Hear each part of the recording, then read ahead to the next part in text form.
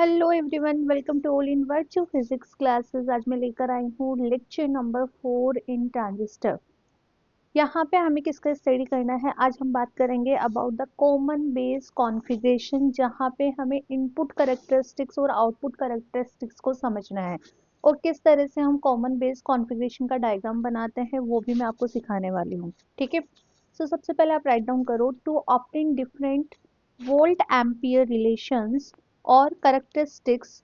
They are three basic configuration. कौन कौन से बेसिक कॉन्फ़िगरेशन रहेंगे? तो first is common base configuration जिसे हम सीबी बोलते हैं।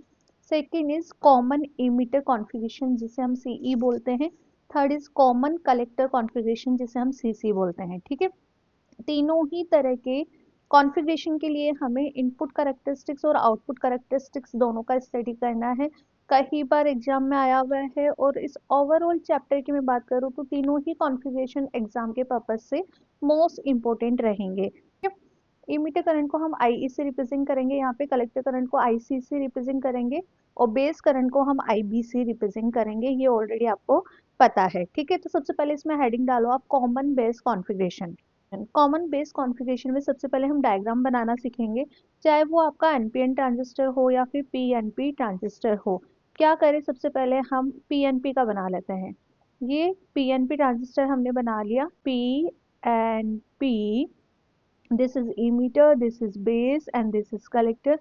हमें क्या करना है बेटा, इनपुट और आउटपुट में बेस को कॉमन रखना है और इसको हमें ग्राउंड करना है। ठीक है, अब आपको एक्टिव बनाना है, इस ट्रांजिस्टर को एक्टिव बनाना है। तो वी नो वेरी वेल कि जो ईबी होगा वो आपका फॉरवर्ड बायस में रहेगा। फॉरवर्ड बायस में होने के लिए आपको इसको बैटरी के पॉजिटिव से कनेक्ट करना है और इसको बैटरी के नेगेटिव से कनेक्ट करना है। This is V E B. ठीक है, और जो आपका सी बी कॉन्फ़िगरेशन होता है, this is in reverse bias. Reverse bias के लिए आपको बैटरी के नेगेटिव से और बैटरी के पॉजिटिव से इस तरह से कनेक्ट करना है। And this is V C B. This is circuit diagram. अब इसमें बेटा आपको करंट भी रिप्रेजेंट करना है। ध्यान रखना, करंट कैसे रिप्रेजेंट करोगे? देखो यहाँ पे होल्स है, होल्स जिस डायरेक्शन के अंदर मूव करेंगे करंट का डायरेक्शन भी उसी डायरेक्शन के अंदर होगा। ठीक है, अब यहाँ पे भी होल्स नीचे की तरफ मूव करेंगे तो यहाँ पे करंट का डायरेक्शन नीचे की तरफ होगा। होल्स यहाँ पे नेगेटिव टर्मिनल की तरफ मूव करेंगे तो यहाँ पे आईसी इस तरह से होगा। तो इस तरह से आपको क्या बोलते हैं, वोल्टेज और करंट डिफाइन करना है। सबसे पहले सर्किट डायग्राम बनाना है और इसके अंदर आपको आइडेंटिफाई करना है कि इनपुट करंट और वोल्टेज क्या है, आउटपुट करंट और वोल्टेज क्या है। लिख लो इसको पहले। ठीक है, तो ये आपका इनपुट पार्ट ना फॉरवर्ड बायस में जो है, तो आप यहाँ पे क्या डिफाइन करोगे? इनपुट करंट है आपका आई और इनपुट वोल्टेज है आपका वीईबी। ठीक है, और आउटपुट करंट है आपका आईसी और आउटपुट वोल्टेज है आपका वीसीबी। ठीक है, ये हमने पी एन पी का बनाया है। सिमिलरली आप इसी तरह से एन पी एन का बना लेना। So this is the circuit diagram of common base configuration, जहाँ पर इनपुट और आउटपुट में बेस को आपको क्या करना है, कॉमन करना है और इसे हम ग्राउंडेड भी रिप्रेजेंट करते हैं कई बार। क्लियर है? सिमिलरली हमने यहाँ पे एनपीएन ट्रांजिस्टर के लिए वही डायग्राम बनाया है। डायरेक्शन यहाँ पे चेंजेस होंगे करंट के। ठीक है, इलेक्ट्रॉन फ्लो के अपोजिट डायरेक्शन के अंदर होता है। अगेन आपका ये वाला जो इनपुट है वो आपका फॉरवर्ड बायस में रहेगा और ये आपका जो आउटपुट है वो आपका रिवर्स बायस के अंदर रहेगा। ठीक है, तो आप इसके अंदर डिफाइन करोगे कि आईबी बेस करंट है, आईई इमीटर करंट है, आईसी कलेक्टर करंट है जिसे हम आउटपुट करंट भी बोलते हैं, और यहाँ पर इमीटर करंट है आपका आईई, इसे हम इनपुट करंट डिफाइन करेंगे। आप इसी के अंदर मेंशन कर दो इसको, दिस इज इनपुट करंट। वीईबी आपका इमीटर बेस वोल्टेज है जिसे हम इनपुट वोल्टेज बोलते हैं। क्या बोलते हैं बेटा इसको? इनपुट वोल्टेज बोलते हैं।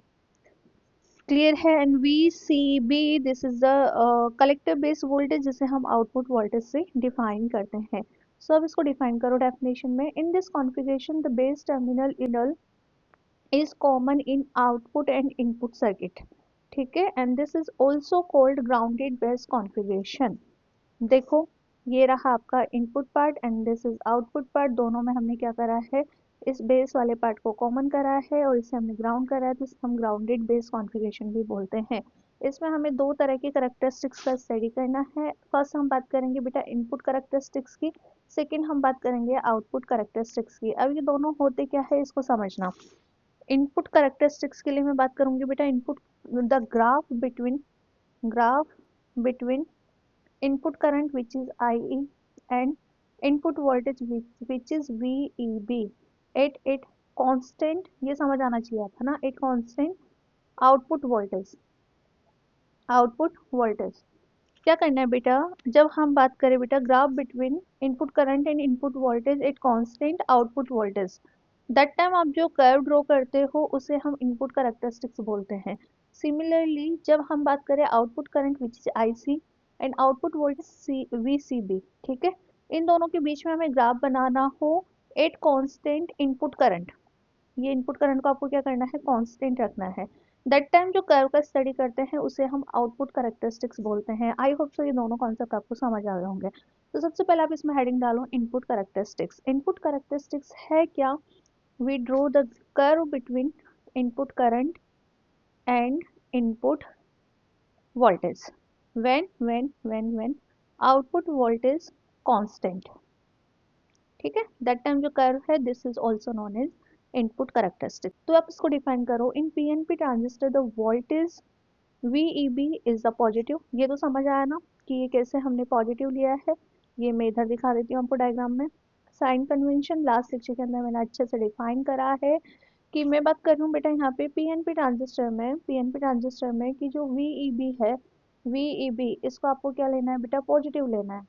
VEB को पॉजिटिव क्यों लिया है, बिकॉज VEB में फर्स्ट जो सब्सक्रिप्शन है दिस इज E, और E आपका क्या है, बैटरी के पॉजिटिव टर्मिनल से कनेक्ट है, तो हम इसको पॉजिटिव लेंगे।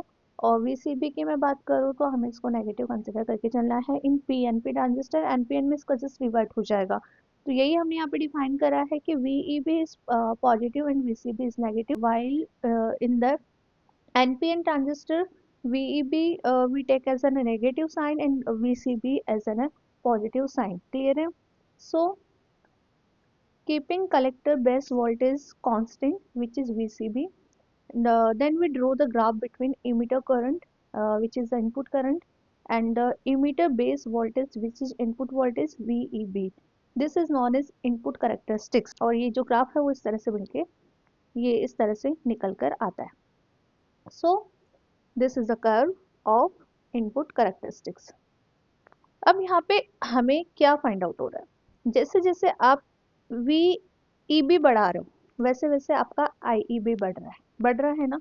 सो the VEB is increased, the emitter current IE also increased, ठीक है, and there is a value of VEB below which the emitter current is very small. देखो यहाँ पे VEB की वैल्यू यहाँ पे देखना है ना, VEB की वैल्यू, VEB की वो वैल्यू जिस पर करंट की वैल्यू मतलब IE की वैल्यू क्या है, मिनिमम है, उस वैल्यू ऑफ वोल्टेज को हम बोलते हैं थ्रेशोल्ड वोल्टेज।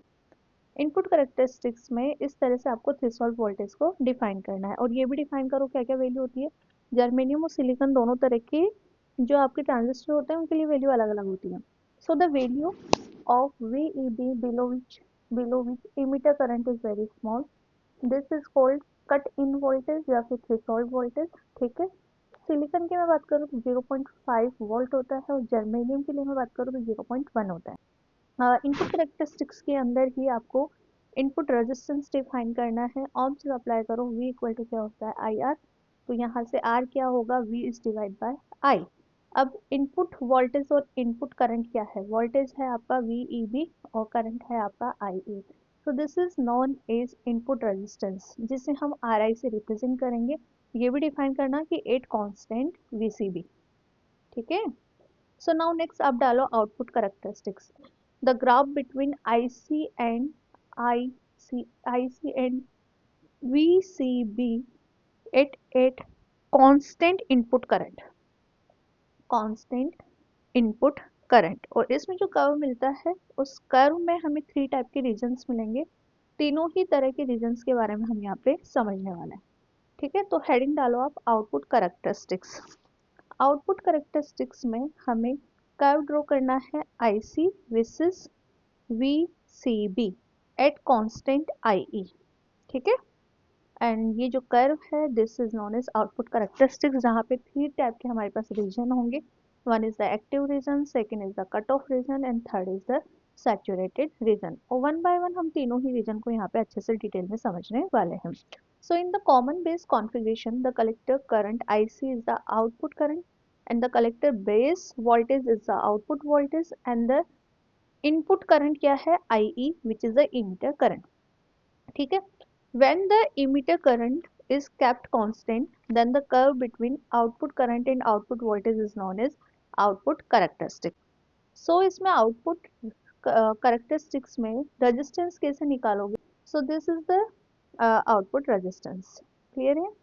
Now अब हम इसी के अंदर थ्री टाइप के रीजन्स का स्टडी करेंगे. हमें जो कर्व मिलता है उसमें हमारे पास तीन तरह के रीजन होते हैं, एक्टिव, कट ऑफ और सैचुरेटेड. ठीक है. So keeping the emitter current is constant and the family of the graph plotted between collector current which is IC and the collector base voltage which is VCB are called output characteristics. ठीक है. So there are three reasons. One is the active region, second is the cut off region and third is the saturated region. अब आप तीनों में मैं एक छोटा सा डिफरेंस आपको बता देती हूँ. एक्टिव रीजन में आपको ये ध्यान रखना है कि आपका जो जंक्शन है, ट्रांजिशन है, वो ट्रांजिशन आपका कब एक्टिव रहता है. ये मैंने आपको सिखाया है कि जब आपका इनपुट इनपुट मतलब यहाँ पर इमीटर बेस जंक्शन है वो फॉरवर्ड में रहे.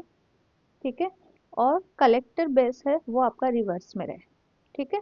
दैट टाइम आपका जो ट्रांजिस्टर वो एक्टिव रहेगा और इसी कंडीशन पे आपको एक्टिव रीजन मिलता है. कट ऑफ रीजन के अंदर ईबी और सीबी दोनों ही आपके रिवर्स बायस में रहते हैं. कहाँ रहते हैं? रिवर्स में रहते हैं. ठीक है. सैचुरेटेड की मैं बात करूँ तो ईबी और सीबी दोनों ही आपके फॉरवर्ड बायस में रहेंगे. ठीक है. ये तीनों में डिफरेंस ध्यान रखना. ठीक है. अब वन बाय वन मैं आपको समझा देती हूँ. Active region, first of all इसके अंदर एक्टिव रीजन देखो. एक्टिव रीजन कौन सा रीजन है? ये वाला, ये जो आप देख रहे हो ना, मैंने साइन भी लगा रखा है, ये जो जिसमें ना लाइंस पैरेलल है ना, इसे हम एक्टिव रीजन बोलते हैं. एक्टिव रीजन में बेसिकली हो क्या रहा है, जो आईसी है, देखो इधर, कहाँ गया अपना पेन, ये रहा. जो आईसी है वो किस पे डिपेंड करता है? आईई पे डिपेंड करता है. आईसी आईई पे डिपेंड करता है. और आईसी किस तरह से इंक्रीज हो रहा है? जो वैल्यू आईई की इंक्रीज हो रही है. इन द फर्स्ट यदि आईई जीरो है तो आईसी भी जीरो है, आईई वन है तो आपका आईसी भी वन है, आईई आपने टू लिया है तो आईसी भी आपका टू आ रहा है. It mean in the active region IE approximate किसके इक्वल होगा? आईसी के इक्वल होगा. आप इसको मेंशन करो. इन active region the collector junction is in reverse bias and emitter junction is in forward bias. When the emitter current is zero, the collector current is due to the reverse saturation current ICO. जब आप IE को zero लेके चलते हो तो हम current IC ही है, बस हम उसको सैचुरेटेड, रिवर्स सैचुरेटेड करंट होने की वजह से ICO से रिप्रेजेंट करते हैं इन दिस कंडीशन. ठीक है. So the magnitude of ICO is very small. When the emitter current is increased, the collector current is also increases in the same amount. और ये रहा आपका कंडीशन कि I is approximate equal to IC. Active region में ये भी बता देती हूँ कि जो कलेक्टर करंट है वो कलेक्टर बेस वोल्टेज पर डिपेंड नहीं करता. बेसिकली किस पर डिपेंड करता है? ओनली आई पे ही डिपेंड करता है. दैट्स वाई हमें यहाँ पे ये पैरेलल लाइंस फाइंड आउट हो रही है. तो इसे मेंशन करो. इन active region collector current does not depends on collector base voltage. The output characteristics curve in this region are almost parallel to each other. Cut off region. Cut off region में क्या होगा? Cut off reason आप किसको बोलते हो? The curve between I equal to zero and V C B. ये जो axis है, वी सी बी एक्सिस और आई इक्वल टू जीरो, इन दोनों के बीच का जो रीजन है उसे हम क्या बोलते हैं? कट ऑफ रीजन बोलते हैं. The region between V C B axis and the characteristics curve for I equal to zero is called cut off region. ठीक है. एंड इसमें आप ये भी मेंशन करो. In this region both collector junction and emitter junction are in reverse bias. ये already मैं आपको एक्सप्लेन कर चुकी हूँ. So now next is the saturated region, जिसके अंदर आपके दोनों ही जंक्शन फॉरवर्ड बायस के अंदर रहने वाले हैं. और बेसिकली यहाँ पर जो आपका करंट है, वैल्यू ऑफ करंट है, वो एक्सपोनेंशियली डिक्रीजिंग रहता है IC. So in this region, both emitter and base junctions are in forward bias, and in the saturation region, is on the left of VCB, ये ध्यान रखना, VCB equal to 0 के बाद का जो रीजन है, इधर इधर का रीजन है, उसे हमने सैचुरेटेड रीजन से डिफाइन करा है। ठीक है, और यहाँ पर जो आईसी है वो एक्सपोनेंशियली डिक्रीजिंग रहता है। So in this region the collector current changes exponentially with collector base voltage. Clear है?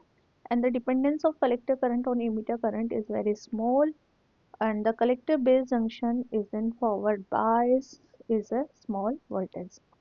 इसी के साथ साथ एक करंट एम्पलीफिकेशन फैक्टर आपको यहाँ पर डिफाइन करना है, जिसे हम अल्फा से डिफाइन करते हैं।